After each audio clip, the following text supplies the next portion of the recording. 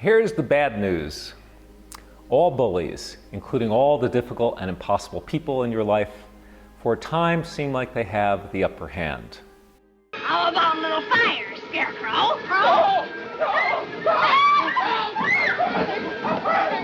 Meaning they're on the rise. The good news is every bully ultimately falls. I'm melting! Let's look at Marjorie Taylor Greene. She's the classic bully, impossible to handle person. And right now she seems on the rise. Impossible to stop. She's bullied teenagers, as I portrayed in one of my first YouTube videos of her bullying of David Hogg, one of the Parkland High School shooter survivors. If Scott Peterson, the resource officer at Parkland, had done his job, then Nicholas Cruz wouldn't have killed anybody in your high school, or at least protected them.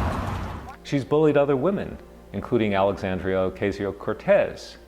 Alexandria Ocasio-Cortez, I'm an American citizen. I pay your salary through the taxes that you collect from me through the IRS because I'm a tax-paying citizen of the United States. So you need to stop being a baby and stop locking your door and come out and face the American citizens that you serve. If you want to be a big girl, you need to get rid of your diaper and come out and be able to talk to the American citizens instead of us having to use a little flap. It's kind of like hers. It's kind Sad.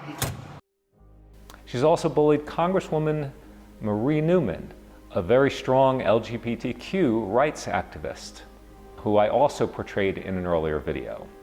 And she's bullied entire segments of our population, including the Jewish population. I think any rational Jewish person didn't like what happened in Nazi Germany, and any rational Jewish person doesn't like what's happening with overbearing mask mandates. Her purposeful and inflammatory remarks regarding the Holocaust got her national attention, which is the attention she was looking for. Take a look at this response by CNN's John Berman. Any rational Jewish person? I'm Jewish. Don't you dare speak for me. Here's the thing though.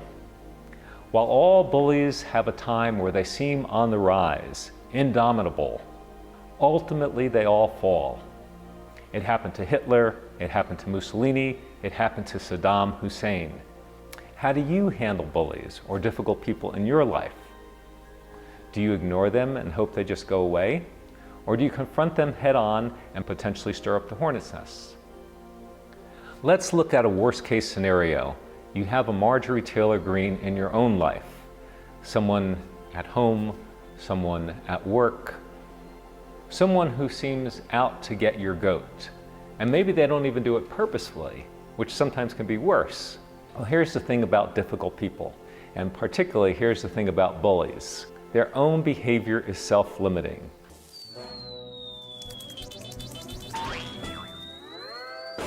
What do I mean by that? Allow me to talk just on a little higher level for just a moment. We are created in the image of the Creator. I don't think many people dispute that. What is the image of the Creator?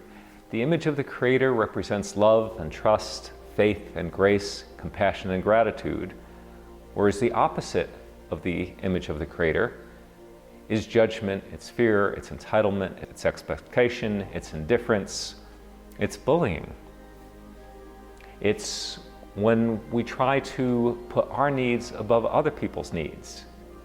It's when some internal neurological connection to a past wound, to a need for protectionism, to that part of our brain, that crocodile brain, that amygdala, that fight or flight part of our brain keeps getting activated. And when that happens, people become fearful, and in the case of bullies, they become aggressive and they take it out on other people.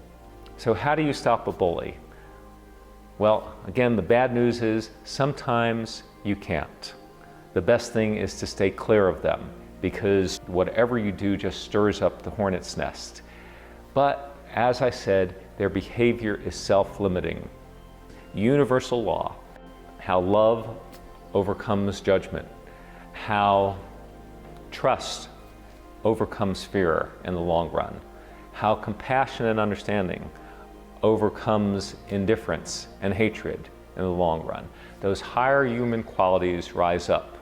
And right now, if we look specifically at Marjorie Taylor Greene, if we look at the absolutely inflammatory remarks she's making, for instance, about the Jewish people, about Jewish space lasers, and equating mandating mask wearing like wearing the yellow badge that Jews had to wear during the Holocaust, this is highly, highly, highly insulting to Jewish people, to people of all kinds. We heard from Congresswoman Liz Cheney saying this is evil lunacy. Congressman Adam Kinzinger saying absolute sickness. And then a Democrat, Congressman Jim McGovern, weighing in as well, saying Representative Greene's anti-Semitic language, comparing the systematic murder of 6 million Jews during the Holocaust to wearing a mask, is beyond disturbing.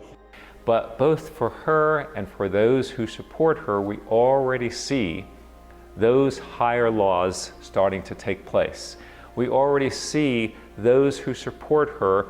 Yes, there are a lot of them, but at the same time, that polarization, that laser-like focus of her and people who are like her on trying to attract others who are just as disaffected as they are, what happens is slowly but surely, the people who may have been on their sides originally slowly realize that they cannot tolerate that behavior anymore.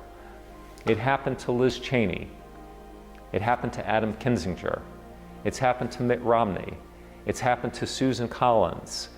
It's even happened to Kevin McCarthy, believe it or not, who's come out and basically said that the elections were fairly won by Biden. Amazing. Conference will decide, but I don't think anybody is questioning the legitimacy of the presidential election. I think that is all over with. We're sitting here with the president today. So again, getting back to bullying and the bullies in your life, sometimes we just have to step out of the way and let them self-destruct. And in this case, with Marjorie Taylor Greene and with other bullies that we see on the congressional floor, such as Ted Cruz, such as Lindsey Graham, all of those lawmakers who have taken on that hard line, it's either my way or the highway, you're with me or you're against me, ultimately their purpose is going to fail.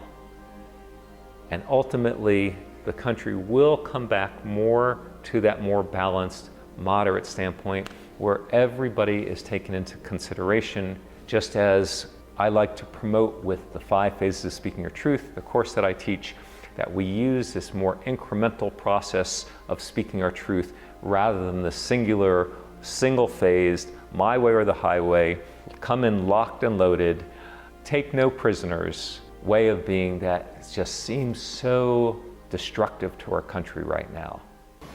You've got to ask yourself a question. Do I feel lucky? So if you're being bullied, if you're dealing with a difficult person, yes, watch these other videos that I've created on people who have effectively handled Marjorie Taylor Greene, but also keep in mind that sometimes it's just having patience. Stacey Abrams, the former Congresswoman from Georgia, wrote in her book, It's Our Time Now, winning doesn't always mean you get the prize. And she's referring specifically that she lost the Georgia governor's race because of what appears to be cheating on the part of the man who won, Governor Kemp. However, as she states, winning isn't always about getting the prize, it's about making progress. And what did she do, Stacey Abrams? She got the black vote out. She empowered black people that they can make a difference in the elections. And even though she lost, and a short time later, what happened? Those African Americans being emboldened to finally come out and vote made the difference both in the Georgia election and the national election. Have faith, have patience, and universal law, as sure as the sun rises each day and sets at night, will have its turn.